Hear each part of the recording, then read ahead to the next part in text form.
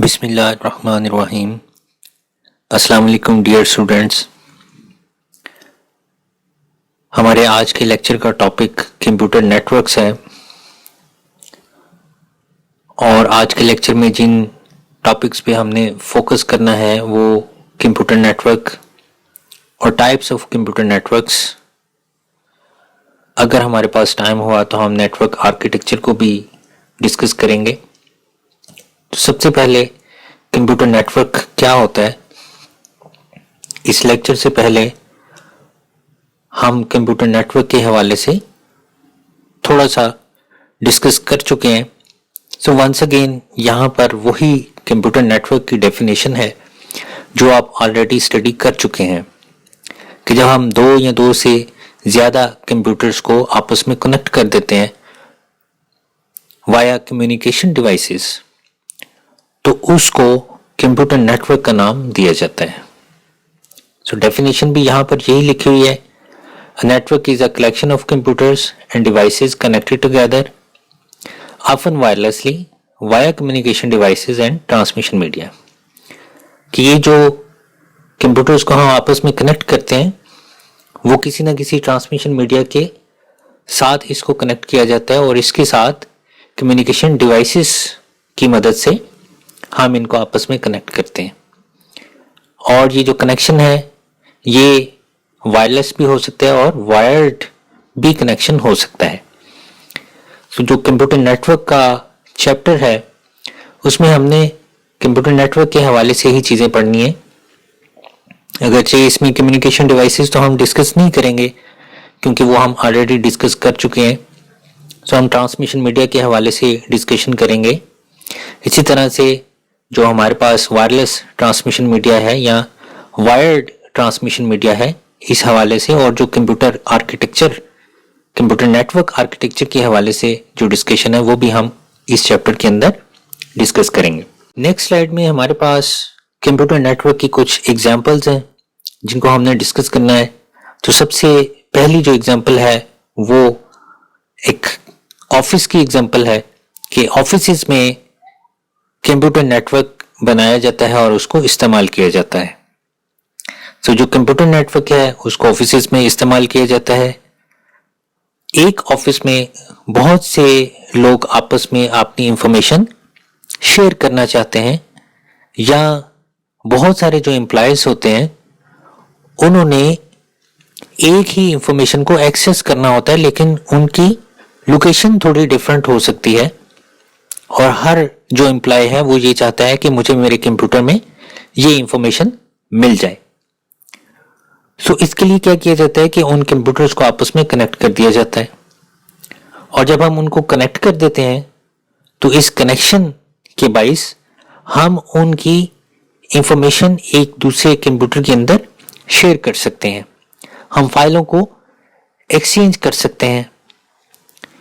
इसी तरह से they can also send the faxes and print documents from one computer in a network। कि अगर सारे कंप्यूटर्स नेटवर्क पर हैं तो हम फैक्स की सर्विसेज को भी यूज़ कर सकते हैं।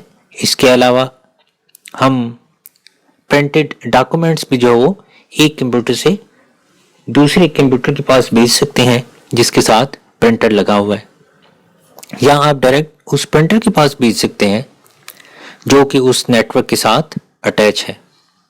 तो एक तो एग्जांपल ये हो गई कि ऑफिस में हम अपनी ज़रूरत के मुताबिक कंप्यूटर्स को कनेक्ट कर लेते हैं और वो जो कनेक्शन है वो एक कंप्यूटर नेटवर्क बना देता है ताकि हम आसानी के साथ अपनी फाइलों को और अपने डॉक्यूमेंट्स को और जो दूसरे रिसोर्सेज हैं उनको हम शेयर कर सकें। दूसरी जो एग्जांपल है वो इंटरनेट की एग्जांपल है कि इंटरनेट बहुत से छोटे छोटे नेटवर्क्स का कॉम्बिनेशन है जो कि वाया टेलीफोन लाइंस आपस में कनेक्टेड हैं।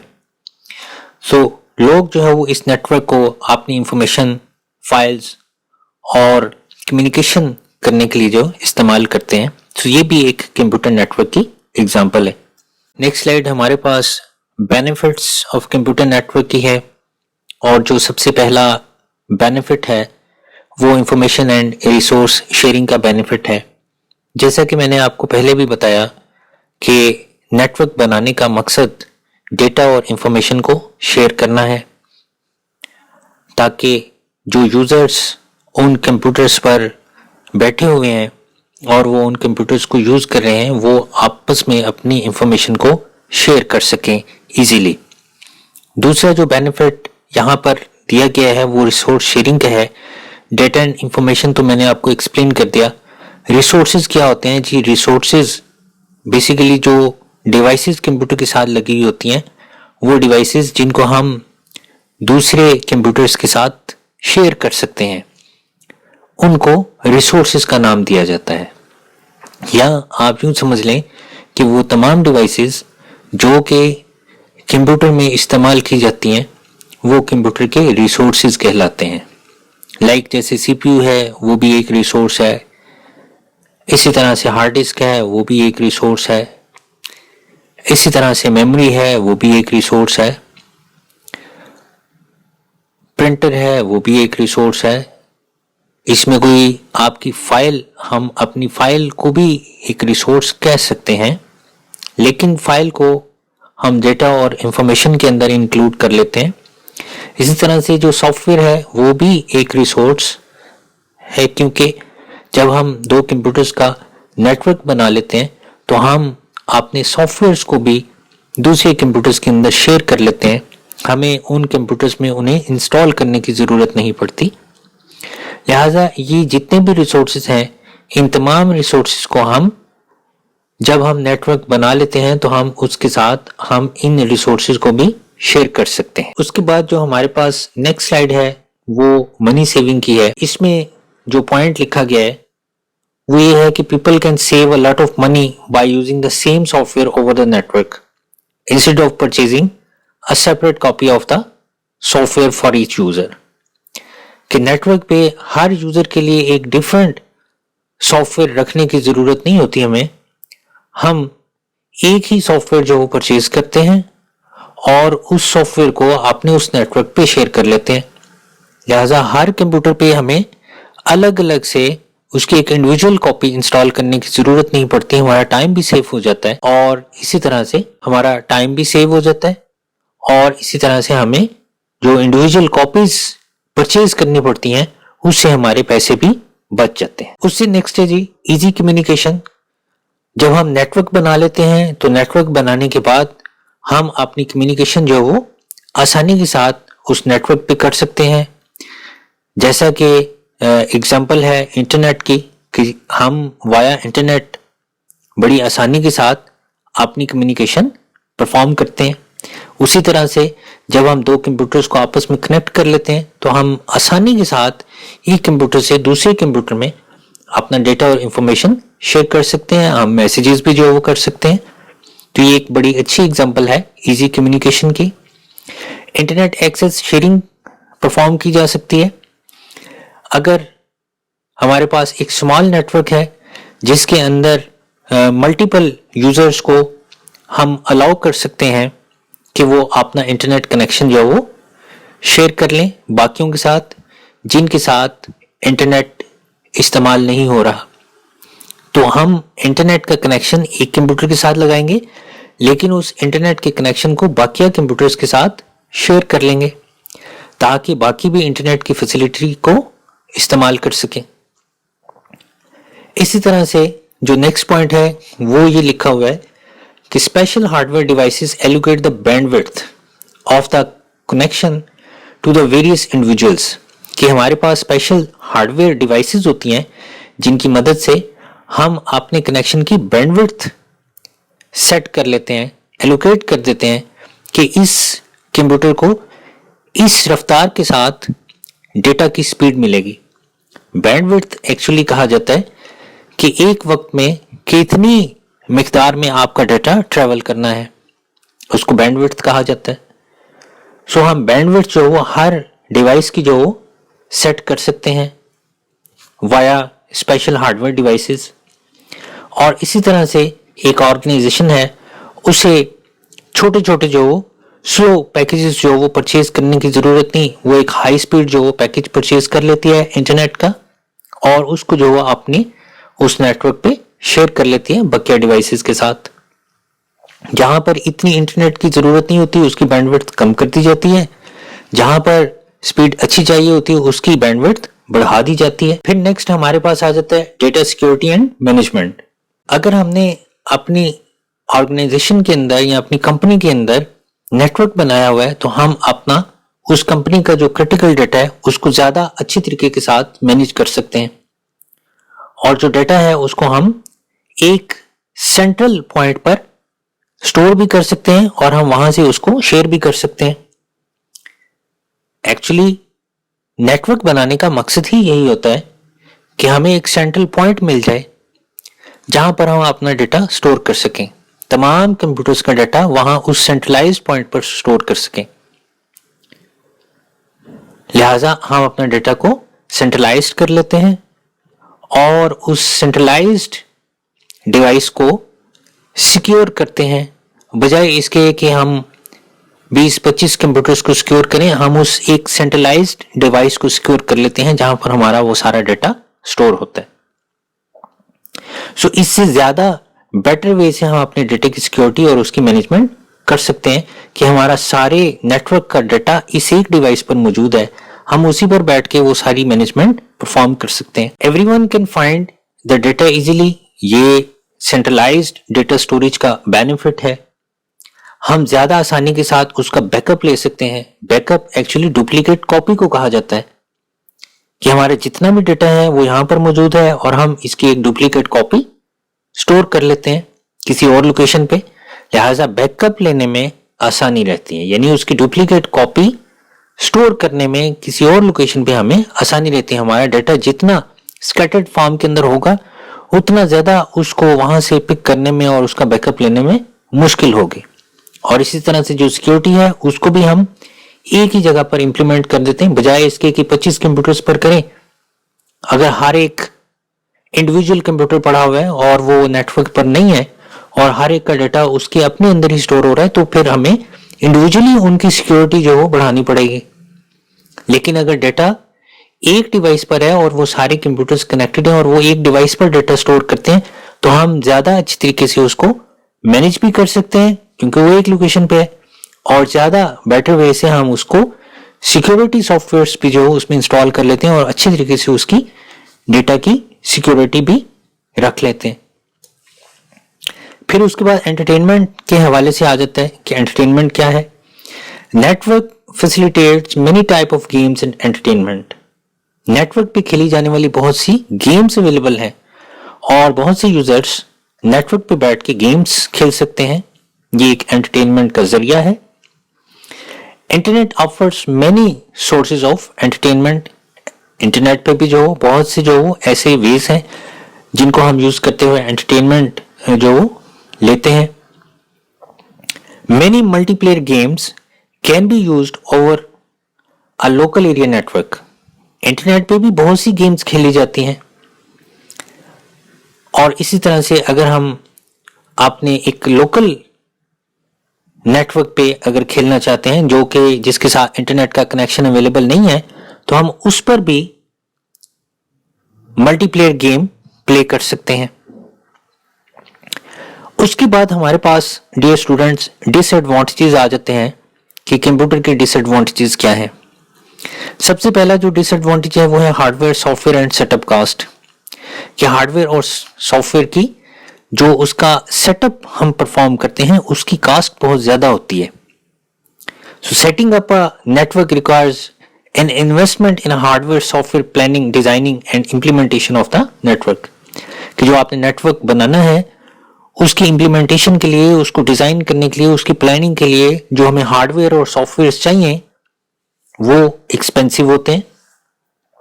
इसी तरह से हार्डवेयर सॉफ्टवेयर मैनेजमेंट कास्ट होती है कि आपने जस्ट हार्डवेयर सॉफ्टवेयर परचेज ही नहीं करना बल्कि उसको मैनेज करने के लिए, उसके मैनेजमेंट के लिए जो आपको पर्सन्स हायर करने हैं वो भी आपने उनको पे करना है, आपकी फर्म ने उनको पे करना है। सो इस हवाले से भी आपकी कास्ट बढ़ जाती है।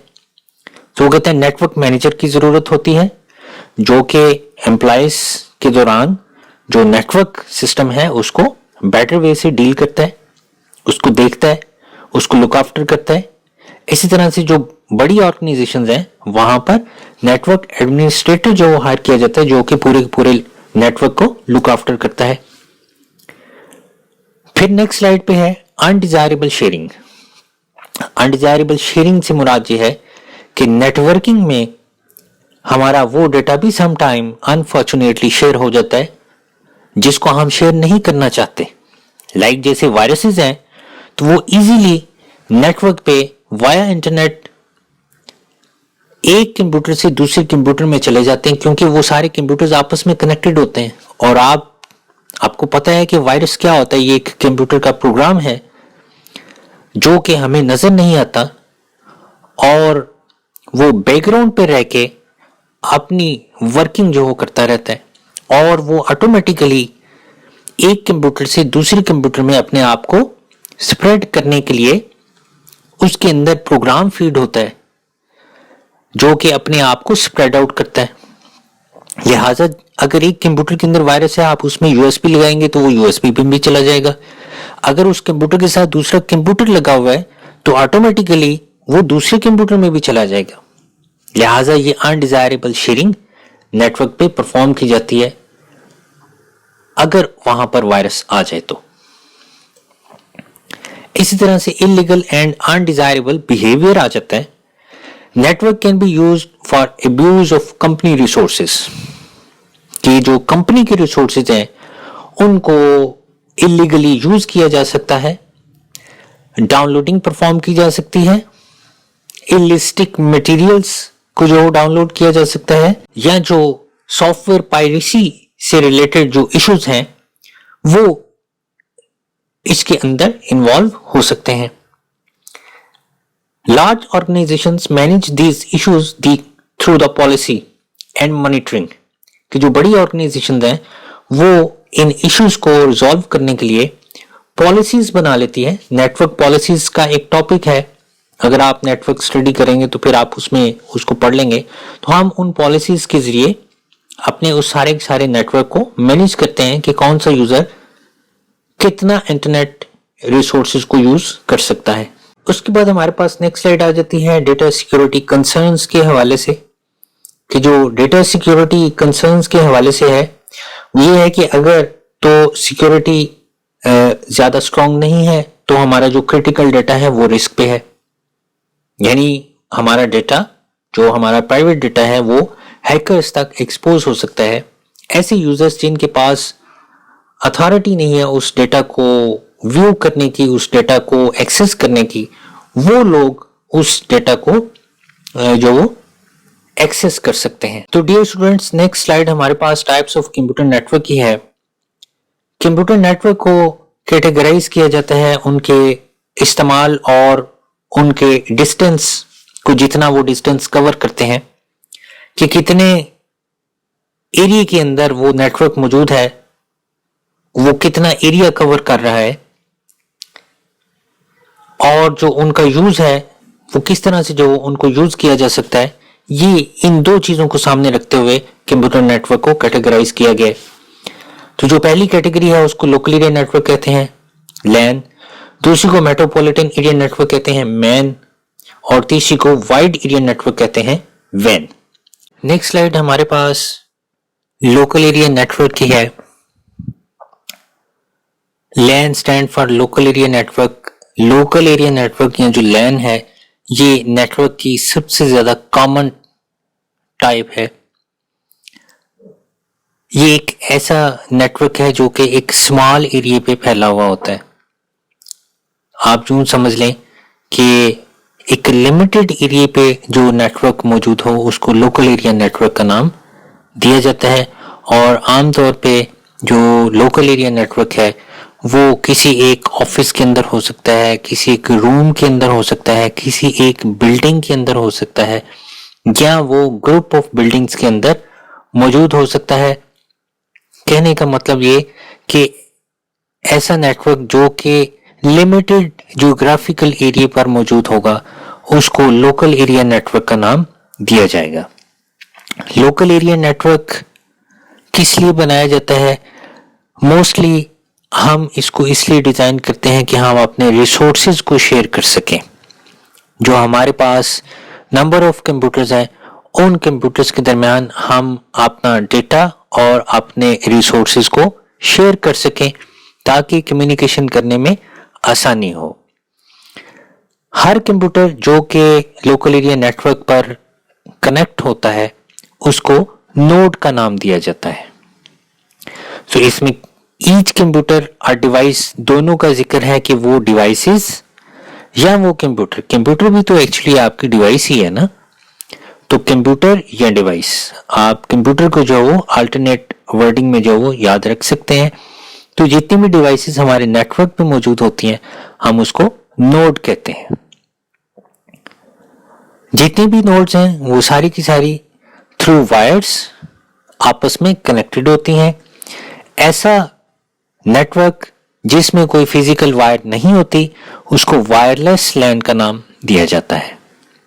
मिसाल के तौर पे अगर हमारे जो डिवाइसेस हैं, जो हमारे कंप्यूटर्स हैं, उनमें अगर वायरलेस मॉडेम लगा हुआ है तो जो वायरलेस मॉडेम है, आपको पता है कि जो वायरलेस रूटर होता है या जो वायरलेस लोकल एरिया नेटवर्क बनाने के लिए जो नेटवर्क अडाप्टर कार्ड होता है, जो आपने कम्युनिकेशन डिवाइसेस पढ़ ली हैं, आपने देखा कि बहुत सी जो डिवाइसेस हैं वो वायरलेस होती हैं, यानी वो वाया एयर को यूज करते हुए अपने सिग्नल्स को ट्रांसमिट करती हैं। तो अगर हमारी उन डिवाइसेस में वायरलेस नेटवर्क अडाप्टर कार्ड लगा हुआ है तो फिर जो नेटवर्क वहां पर बनेगा वो वायर के बगैर बनेगा। उसमें उस नेटवर्क को हम वायरलेस लैन का नाम देंगे। फिर उसके बाद नेक्स्ट जो पॉइंट है उसमें ये लिखा हुआ है कि local area network are capable of transmitting data at a very fast speed. बड़ी फास्ट स्पीड पर हम अपना डेटा जो ट्रांसमिट कर सकते हैं। और आमतौर पे जो लोकल एरिया नेटवर्क की जो ट्रांसमिशन स्पीड है वो 10 मेगाबिट्स पर सेकंड से लेकर 1000 मेगाबिट्स पर सेकंड तक होती है। एक चीज यहां पर आपने याद रखनी है कि जो MBPS, इसमें जो BPS है ये स्मॉल लेटर्स में लिखा हुआ है। स्मॉल लेटर्स का मतलब ये है आपने इसको पढ़ना है मेगा बिट्स पर सेकंड, और अगर B कैपिटल होगा तो आप इसको पढ़ेंगे मेगा बाइट्स पर सेकंड। आप डेटा रिप्रेजेंटेशन के टॉपिक के अंदर बिट और बाइट का कॉन्सेप्ट ले चुके हैं। आपको पता है कि 1 बाइट के अंदर 8 बिट्स होती हैं। तो हमें जो स्पीड मिलती है वो मेगा बिट्स पर सेकंड के हिसाब से स्पीड मिलती है, मेगा बाइट्स के लिहाज से स्पीड नहीं मिलती। लिहाजा इसकी जो मेजरमेंट है डेटा ट्रांसमिशन की जो स्पीड है लोकल एरिया नेटवर्क पे, वो किस तरह से मेजर किया जाता है? मेगा बिट्स पर सेकंड की स्पीड से जो इसको मेजर किया जाता है। और आमतौर पे ये 10 मेगाबिट्स से लेकर 1000 मेगाबिट्स पर सेकंड तक हो सकती है। लोकल एरिया नेटवर्क में जो वो अगर देखा जाए तो जो हमारी टेलीफोन लाइंस पे जो हमें डेटा की स्पीड मिलती है वो तो जो वो 4 MB हो सकती है, 8 MB, 10 MB, 20 MB, 50 MB, 100 MB तक चली जाएगी। लेकिन जो लोकल एरिया नेटवर्क है उस पे जो हमें स्पीड मिलती है वो तो 1000 मेगाबिट्स पर सेकंड तक हो सकती है। इसलिए जो लैन है वो टेलीफोन लाइंस की निस्बत फास्टर है। लेकिन इसमें एक चीज जो लोकल एरिया नेटवर्क है उसको लिमिटेड बनाती है, वो उसका डिस्टेंस है कि ये डिस्टेंस जो इसका लिमिटेड होता है। फिर उसके बाद ये आ जाता है कि जो हमारे नेटवर्क में नंबर ऑफ कंप्यूटर्स की तादाद बढ़ती जाती है तो वैसे वैसे फिर नेटवर्क पे डेटा की जो स्पीड है वो भी कम होती चली जाती है। नेक्स्ट स्लाइड में हमारे पास एग्जांपल्स हैं लोकल एरिया नेटवर्क की। जो पहली एग्जांपल है वो कंप्यूटर लैब की एग्जांपल है कि अगर एक कंप्यूटर लैब के अंदर 50 कंप्यूटर्स आपस में कनेक्टेड हैं तो हम उसको लोकल एरिया नेटवर्क कह सकते हैं। 50 हो सकते हैं, 25 हो सकते हैं, मैंने आपको जो डेफिनेशन बताई उसमें बताया कि दो या दो से ज्यादा कंप्यूटर्स, अगर दो कंप्यूटर्स भी होंगे तो फिर भी हम उसको नेटवर्क ही कहेंगे। जब वो आपस में कनेक्ट कर दिए जाएंगे तो वो कंप्यूटर नेटवर्क कहलाएगा। सो अगर 50 कंप्यूटर्स हमारे एक रूम के अंदर जो वो अवेलेबल हैं और वो आपस में कनेक्टेड हैं तो हम उसको लोकल एरिया नेटवर्क कहेंगे। और इस नेटवर्क की मदद से जितने भी स्टूडेंट्स हैं वो अपना सॉफ्टवेयर को शेयर कर सकते हैं, फाइल्स और जो डाटा है उनका वो उस नेटवर्क के अंदर अंदर आपस में शेयर कर सकते हैं। जो दूसरी एग्जांपल है वो इंटरनेट क्लब की एग्जांपल है कि इंटरनेट क्लब में जो 8, 10, 15, 20 कंप्यूटर्स पड़े हुए होते हैं उनको आपस में कनेक्ट कर दिया जाता है और एक सिंगल इंटरनेट कनेक्शन को उन तमाम कंप्यूटर्स के साथ शेयर किया जाता है।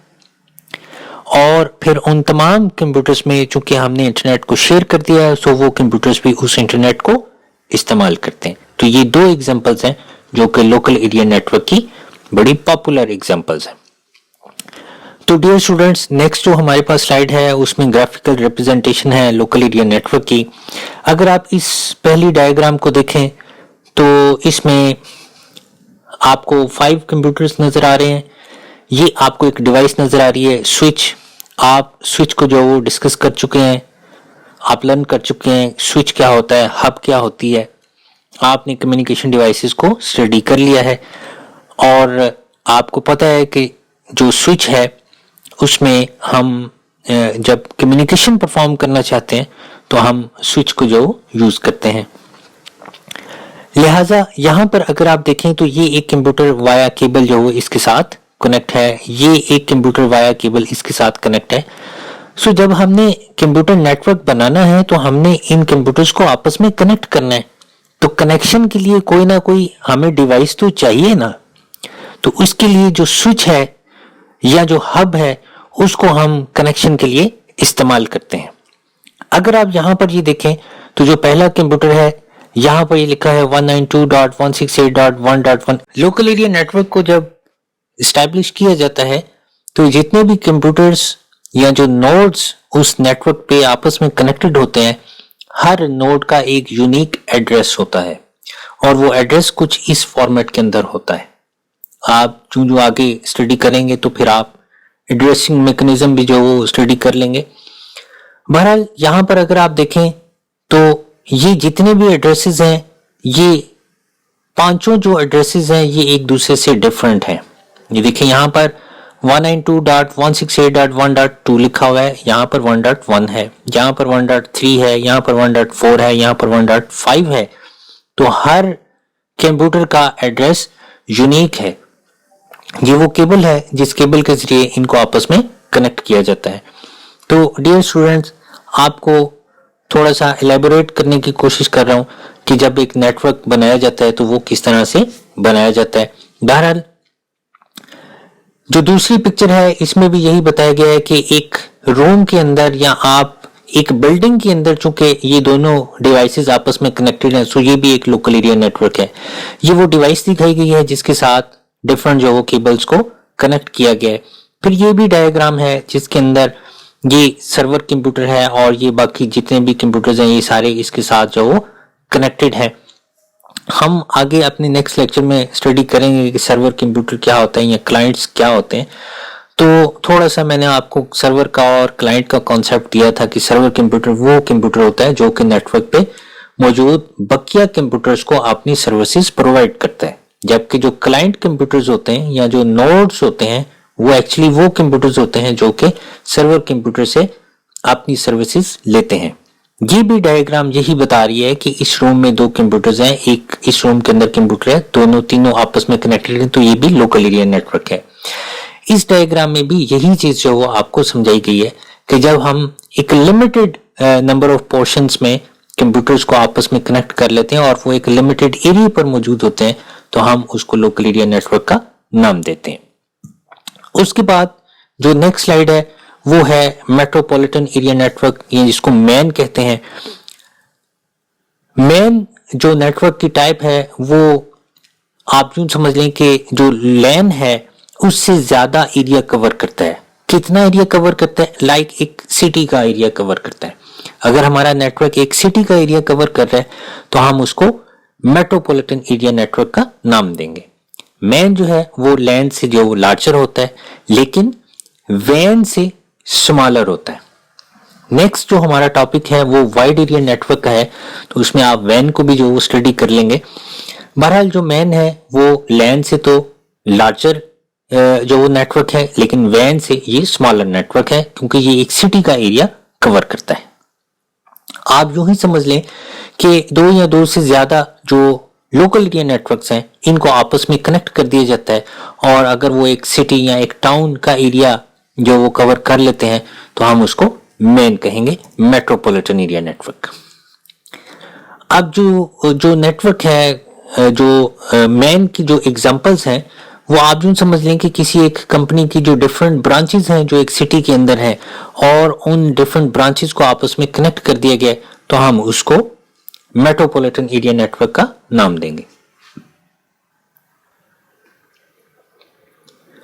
दूसरी जो एग्जांपल है वो किसी कॉलेज के डिफरेंट कैंपसेस हो सकते हैं जो कि एक सिटी के अंदर मौजूद है, या तीसरी जो एग्जांपल है वो केबल टीवी नेटवर्क की जो वो एक एग्जांपल है जो कि एक सिटी के अंदर मौजूद है। तो ये तीनों मेट्रोपॉलिटन एरिया नेटवर्क की एग्जांपल्स हैं। ये ग्राफिकली आपको थोड़ा सा बताया गया है कि ये एक पोर्शन है, ये एक एरिया है जहां पर लोकल एरिया नेटवर्क बना हुआ है, एक एरिया इधर है, एक एरिया इधर है, और ये समझ लें कि ये इन तीनों चारों बिल्डिंग्स के अंदर बने हुए हैं। तो जब हम इन तीनों चारों को आपस में कनेक्ट कर देंगे तो ये एक सिटी का एरिया कवर करेगा, इसको हम मेट्रोपॉलिटन एरिया नेटवर्क का नाम देंगे। इसी तरह से ये भी एग्जांपल है जो आपको बताई जा रही है कि एक लोकल एरिया नेटवर्क किधर बना हुआ है, एक इस बिल्डिंग में, एक इस बिल्डिंग में, और ये एक सिटी का एरिया कवर करते हैं। तो इस तरह का जो नेटवर्क है इसको हम मेट्रोपॉलिटन एरिया नेटवर्क का नाम देते हैं। उसके बाद इसके एडवांटेज और डिसएडवांटेजेस आ जाते हैं। मैन जो है वो लैन से ज्यादा एरिया कवर करता है, और वो हाई स्पीड डेटा जो वो आपको प्रोवाइड करता है लैन की निस्बत। और जो डिसएडवांटेज है मेट्रोपॉलिटन एरिया नेटवर्क का, वो एक तो ये है कि ये लैन की निस्बत एक्सपेंसिव होता है, और दूसरा अगर इसको एज कम्पेयर टू लैन देखा जाए तो इसको मेंटेन करना ज्यादा डिफिकल्ट होता है। नेक्स्ट हमारे पास वाइड एरिया नेटवर्क आ जाता है कि वाइड एरिया नेटवर्क किसको कहते हैं। वाइड एरिया नेटवर्क एक ऐसा नेटवर्क है जो कि एक लार्ज एरिया पर मौजूद हो, यानी ऐसा एरिया जो कि अनलिमिटेड जियोग्राफिकल एरिया पर मौजूद हो, उसको वैन का नाम दिया जाता है, वाइड एरिया नेटवर्क। सो इसके अंदर वो कहता है कि जो ऑल ओवर द वर्ल्ड जो कंप्यूटर्स हैं, डिफरेंट सिटीज आ जाते हैं, डिफरेंट कंट्रीज आ जाते हैं, तो उनकी कंप्यूटर्स आपस में कनेक्टेड होते हैं। वैन यूजुअली जो वो बहुत सी छोटे छोटे लैंड्स को जो वो आपस में कनेक्ट करके बनाया जाता है। कंप्यूटर्स जो कि वैन में होते हैं वो वाया टेलीफोन लाइंस कनेक्टेड होते हैं, क्योंकि ये पॉसिबल नहीं होता कि हम प्राइवेट केबल्स के जरिए इनको आपस में कनेक्ट कर सकें। आमतौर पे ये जो कनेक्शन है ये लीज लाइंस के जरिए या वाया सैटेलाइट जो इस्तेमाल किया जाता है।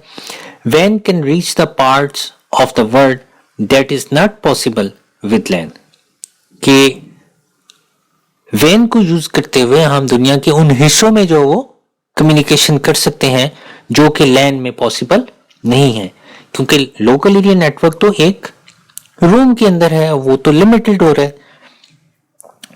नेक्स्ट स्लाइड में हमारे पास वैन की एग्जांपल्स हैं। जो सबसे पहली एग्जांपल है वो एटीएम मशीन की एग्जांपल है, जो कि डिफरेंट सिटीज के अंदर हमें मिलती है डिफरेंट बैंक्स की तरफ से। और जो दूसरी एग्जांपल है वो नादरा की एग्जांपल है। नादरा का जो ऑफिस है वो पूरे पाकिस्तान के अंदर जो इसकी ब्रांचेस हैं, और ये कोई लिमिटेड एरिया नहीं है, आप जिस सिटी में चले जाएं इनकी एक ब्रांच है, और ये तमाम की तमाम ब्रांचेस आपस में कनेक्टेड होती हैं। यही वजह है कि जो डेटा है पाकिस्तान के हर सिटीजन का, उसको एक यूनिक आईडी असाइन की जाती है। अगर ये सेंट्रलाइज्ड ना हो और ये तमाम ब्रांचेस कनेक्टेड ना हो तो फिर ये पॉसिबल नहीं है कि हर पर्सन को एक यूनिक आईडी सेट की जाए। इसी तरह से जो थर्ड एग्जांपल है वो इंटरनेट की एग्जांपल है। इंटरनेट जो है ये वैन की एग्जांपल है जो कि ऑल ओवर द वर्ल्ड जो वो एक नेटवर्क बना हुआ है और हम ऑल ओवर द वर्ल्ड अपना डेटा और अपनी इंफॉर्मेशन को शेयर करते हैं। डियर स्टूडेंट्स, ये ग्राफिकल रिप्रेजेंटेशन है वैन की। आप ये देखें कि थोड़ा सा डिफरेंस भी यहाँ पर आपको बताया गया है कि एक बिल्डिंग के अंदर जो आपका नेटवर्क है उसको लोकलिटी नेटवर्क कहते हैं, और जब ये डिफरेंट लैंड्स डिफरेंट बिल्डिंग्स के अंदर और ऑल ओवर द वर्ल्ड जब ये एक नेटवर्क बन जाता है तो उसको वैन कहते हैं। इसी तरह से वैन के अंदर बहुत से छोटे छोटे लोकल एरिया नेटवर्क्स आ जाते हैं जो कि इसके साथ आपस में कनेक्टेड होते हैं और ये एक बड़ा नेटवर्क बनता है, तो फिर हम इसको वैन का नाम दे देते हैं। फिर उसके बाद हमारे पास वैन के एडवांटेजेस हैं। कुछ एडवांटेजेस आपको ऐसे ही मिलेंगे जैसे कि हमने नेटवर्क के एडवांटेजेस पढ़े, जैसा कि कम्युनिकेशन फैसिलिटी है। यही कम्युनिकेशन फैसिलिटी हमने नेटवर्क के जब हमने एडवांटेजेस पढ़े थे तो उसमें भी था। सो कहते हैं बिग कंपनी में exist at multiple locations in a country.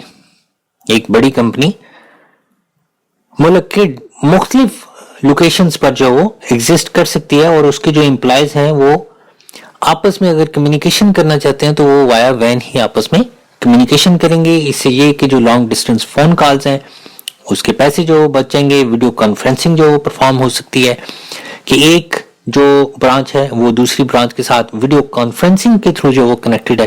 और आपको पता है कि वीडियो कॉन्फ्रेंसिंग परफॉर्म करने के लिए वैन का होना जरूरी है। रिमोट डेटा एंट्री है। रिमोट डेटा एंट्री से मुराद ये कि आप एक लोकेशन पर बैठ के तो दूसरी लोकेशन पर अपना डेटा सेव कर सकते हैं।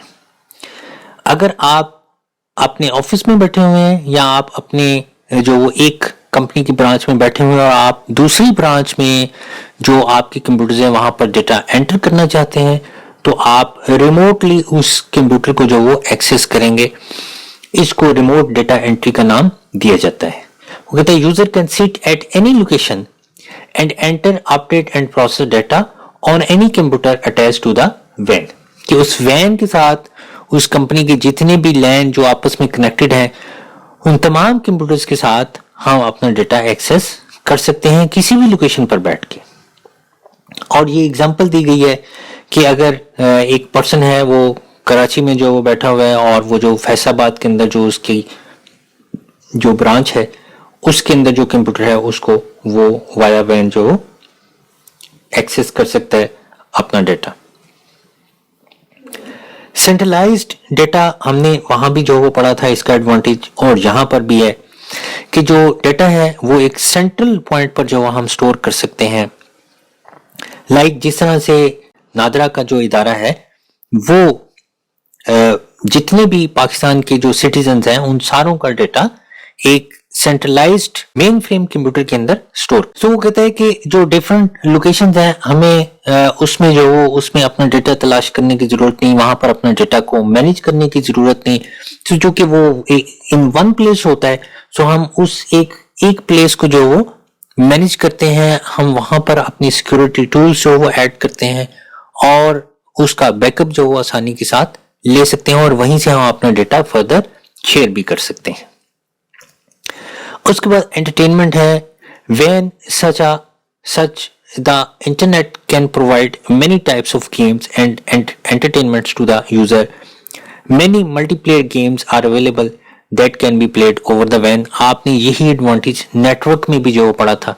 एक्चुअली जो हमने नेटवर्क के एडवांटेजेस पढ़े थे वो जनरली हमने पढ़े थे, तो वही जो 3-4 एडवांटेजेस थे वो वैन के अंदर दोबारा से रिपीट किए गए हैं। फिर उसके बाद हमारे पास कुछ इसके जो डिसएडवांटेजेस की बात आ जाती है कि जो वैन है वो लैन की निस्बत एक्सपेंसिव है। ये लैन की निस्बत जो वो ऐसे फास्ट नहीं है जैसा कि लैन है, और जो वैन है उसमें जो ट्रांसमिशन स्पीड है वो 56 किलोबिट्स पर सेकंड से लेकर 100 मेगाबिट्स या इससे ज्यादा इसके करीब हो सकती है। जैसे जैसे वक्त गुजरता जा रहा है वैसे वैसे अब जो डेटा ट्रांसमिशन रेट है वो भी इंक्रीज होता जा रहा है, लेकिन जो लैन है उसमें तो हमें 1000 मेगाबिट्स पर सेकंड की स्पीड मिलती है। सो ये डे बाय डे जो इंक्रीज होती जा रही है। तो डियर स्टूडेंट्स, ये हमारा आज का लेक्चर था।